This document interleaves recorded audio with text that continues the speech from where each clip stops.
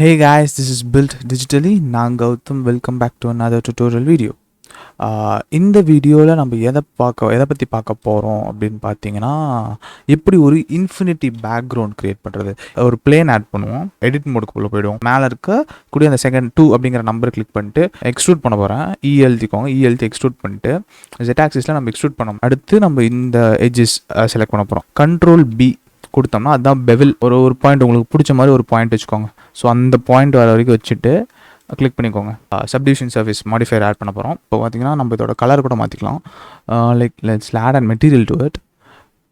New material base colour வந்து சும்மா உங்களுக்கு பிடிச்ச கலர் ஏதோ ஒன்று வச்சுக்கலாம். உங்களோட ஆப்ஜெக்டை ப்ரெசென்ட் பண்ணுறதுக்கு ரொம்பவே நல்லது ஒரு இன்ஃபினிட்டி பேக்ரவுண்ட். அது எப்படி செய்யணும் தான் இந்த வீடியோவில் பார்த்தோம். And that's it for the video. இந்த சேனலை சப்ஸ்கிரைப் பண்ணிக்கோங்க. இந்த வீடியோ பிடிச்சிருந்தா லைக் பண்ணிக்கோங்க அண்ட் உங்கள் ஃப்ரெண்ட்ஸ்க்கு ஷேர் பண்ணுங்கள்.